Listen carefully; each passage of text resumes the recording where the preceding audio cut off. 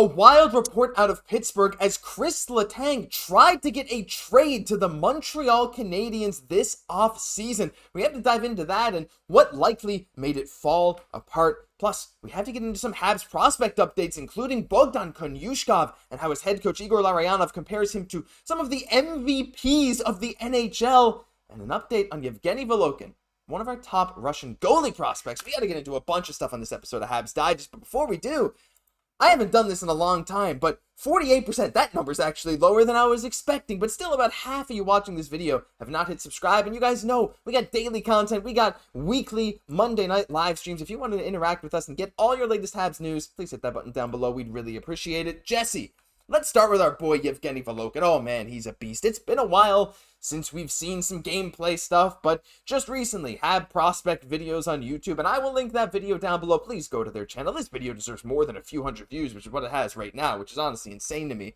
But our boy Yevgeni Volokhin stopped 18 out of 19 shots in his VHL preseason debut. Now, last season he was in the MHL, Jesse, as we know, the same league as Demidov, and he had what can only be described as a dominant season. But now he's heading up to the VHL this year, not quite KHL, but that's fairly normal for goalies of his age. And my gosh, what a performance. Now, he did look maybe a little overzealous at times, but just watching this guy play, I got a really good feeling about it. Even the clips just in this video, like, something about his positioning and his tracking of the puck really opened my eyes.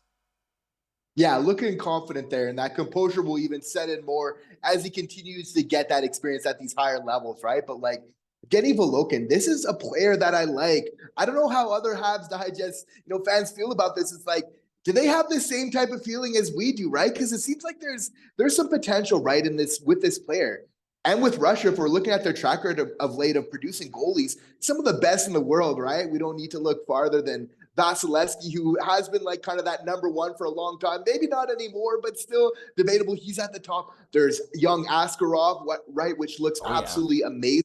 So, like, am I saying that Volokhin's on that level? It's hard to say that. It's hard to put them on that tier, right? But that's the thing about goalies is, like, they're such a wild card. I think that Volokhin has a solid chance of making the NHL, right? And it's all about once he kind of gets that opportunity, even just in kind of a backup role, what he can do. Now, this is a long way down the road still. He has a lot of development. He's doing that, but he's doing the things that he needs to get there, right? A lot of those great tools we see at 6'3", he's got that size, which you really need. And he has been putting up stellar numbers last year in the MHL, right? Like, we're talking about like 1.83 goal save percentage GAA, and then his save percentage was 932, right? So even though the MHL, just those lower levels, it's like, that's what you want to see him producing at those levels. So basically he's doing everything he's been asked to do so far. Yeah, and I think this year is going to be extremely telling, as it is with a lot of Habs prospects, let's be honest. But if Volokhin can be a full-time starter in the VHL, that's yet to be seen. Not really sure if he's going to get that starting job. I'd love to see it happen. Not a guarantee for sure. But if he gets that, Jesse, and he has another very solid season, a 19-year-old goalie, maybe 19, 20-ish-year-old goalie, having a very good year in the VHL in his draft +2, definitely bodes well. But hey, goalies are always unpredictable. Obviously, we still got Fowler ahead of him in the depth chart. Dobesh as well, likely. But he's one of these guys that we love to keep track of because you just never know with goalies. And hey, if he keeps up with performances like this, we might be saying his name a little more often. But we're going to stay in Russia for a little bit as we got some Bogdan news. Oh, I love to talk about Bogdan. The fans love Bogdan. Who doesn't love Bogdan Konyushkov? And there was a recent article for RG.org, and I forget the name of the author. I believe it was Daria or something similar to that. Regardless, it's linked down below. I apologize for not remembering the name exactly. However, go read the article yourself. It's a fantastic read, but there was an exclusive interview with Bogdan and with his coach, Igor Larionov, and there's some great quotes. First of all, we're going to get to what Bogdan said about his own game. He said, "I can still play on the power play and support the attack, but on Torpedo, his team, all the guys can do this. I'm grateful to the coaching staff and personally to Igor Larionov for not forbidding us from being creative and jumping offensively all the time." He said, defensemen are basically becoming two-way forwards on that team. But Jesse, it's Igor Larionov himself, his comments about Bogdan, that, he's always had high praise for Bogdan, but some of these recent comments are amazing. They talk a lot about the power play here. He said Bogdan's the top defenseman in the offensive zone. I see a lot of potential in him. He can be the player that leads the entire line on the power play. He's like a quarterback. He understands the game and makes smart decisions that lead to goals. But the final thing I don't want to get ahead by praising him too much, but Bogdan is a serious young man, and I believe in his potential to reach the level of players like Mikhail Sergachev, Nikita Kucherov, Artemi Panarin, Kirill Kaprizov, Alex Ovechkin, or Evgeny Malkin, as he dreams of it. Yeah, don't get ahead of yourself there, Igor. What an insane statement to make, but it just goes to show how much faith, how much trust they have in Bogdan, not only as a solid defensive player, but mostly on that offensive side, Jesse. Those point numbers for him as a young defenseman in the KHL, the captaincy. I think this is a great spot for him to be for his development. Yeah, he is. He's really getting trusted in Igor Larionov, right? Who I think we should say preface this in defense of Igor Larionov. 644 points in the NHL alone, had a very extensive KHL career, 3 Stanley Cups with the Detroit Red Wings. So this is somebody that knows hockey through in and throughout, right? And talk about Bogdan being that power play quarterback and even kind of using him kind of like a fourth forward, right? Kind of like that Lane Hudson style is absolutely amazing to hear. And you have to feel like even with Bogdan as well, it's the long play with him, kind of a couple of years that he still has on his contract right now. But you have to feel like with Larionov, obviously he loves him. He's getting that preparation, though, to jump in the play, to make those reads in the offensive zone, right? Calling him the best offensive defenseman on Torpedo right now at 21 years of age.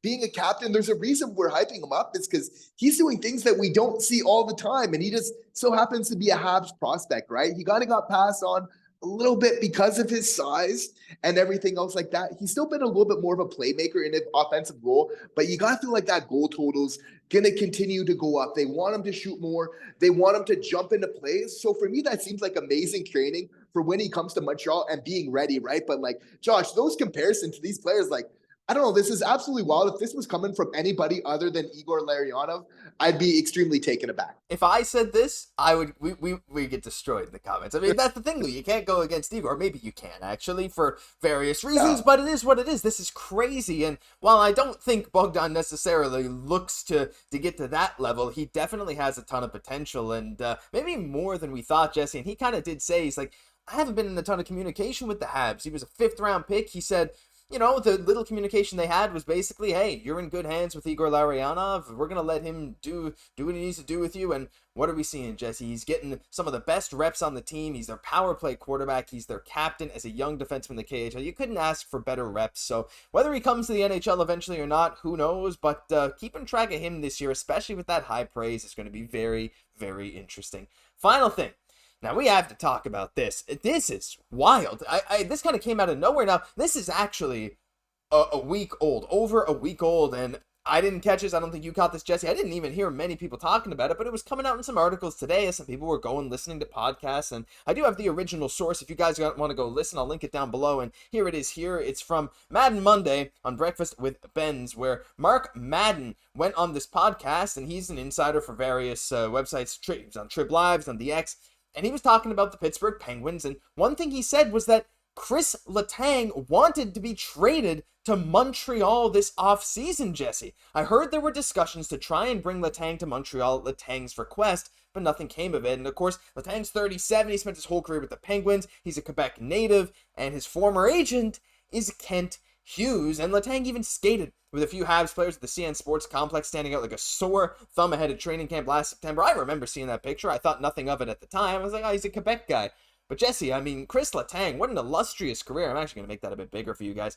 51 points in 82 games last year. Now, he's on like a $6 million contract, but this to me, first of all, look, I understand him as like a very good player, a great role model for a lot of the guys right now. It would be cool. I also share a birthday with him, which is also really cool. But to hear, the thing that stood out to me was like, this guy wants to go to the Montreal Canadiens. He's trying to get traded to the Montreal Canadiens. How long has it been since we've heard that from a star-level player? It's absolutely phenomenal to hear, kind of coming out of left field, but you know, it's one of those things where I'm wondering if Dubas was kind of involved, where it's like a Stamkos type trade, where it's like, but it's interesting that he was open to the trade as well, right? Which it's just so happy, you know, so nice to hear, because we're kind of opening that door, transitioning that next chapter where we're looking to be competitive, getting those free agents, making those trades, and seeing like other very high quality players want to come over here is unreal, right? Like at 37 years of age, Kris Letang is still so good, right? Like 51 points. If we're looking at his stats over the course of his career, what stands out is how he's been able to stay pretty healthy throughout of it and just pretty amazingly consistent production throughout. We see those 2 Stanley Cups there as well, right? But for me, it's like our defense is something right now. I kind of get why Kent Hughes kind of stand back, because for me, it's a position of strength right now. I like our decor, right? Like we almost don't have enough spots for the quality guys that we have, which kind of leads to that nice problem. I think we need that vet more on that offensive side, Josh, but I don't know. I didn't see this coming. I think that Sid the Kid, though, would have been pretty upset if this trade ended up going down. Can you imagine if Letang got traded to Montreal and they brought in Crosby? I don't know where the cap space is coming from, but I mean, like Both yeah, like, I don't know. It's just getting crazy. But yeah, I didn't necessarily expect this because, I mean, Letang, again, he's old, but he only has a couple years left on his contract at $6 million per. And again, we talk about how important veterans are. You know, maybe if you move out Savard in a deal like that, effectively the Tank's cap hit for this year would be, you know, $3 million ish, or like 2.5, and then you kind of, the next season, whatever, you could maybe trade him at the deadline for, but like, anyway, regardless, this isn't gonna happen because it seems like either the Penguins were kind of like, no, or Kent Hughes was like, look, we got enough of a backlog already. We don't want to force this logjam all at the same time. I mean, Letang would have fit in perfectly with this team, just from a pure on ice perspective. But from a development perspective, from a building your prospects up, giving him opportunity perspective, I'm not sure. But Jesse, this is crazy. I want to hear everyone's thoughts down below on, would you have wanted this trade to go through this offseason if this were to happen? Let us know, because Letang's a guy I think we all have a lot of respect for. He's a great Quebec player. And I mean, you know, it's always interesting when players say they'd love to play in Montreal. But that'll do it for this episode of Habs Digest. If you enjoyed, leave a like, comment, subscribe to the channel like I asked you at the start. And if you're still around and you haven't done it, do it now. We'd really appreciate it. I'm Josh Gosse, my co-host, Jesse Poirier. We'll catch you in the next one.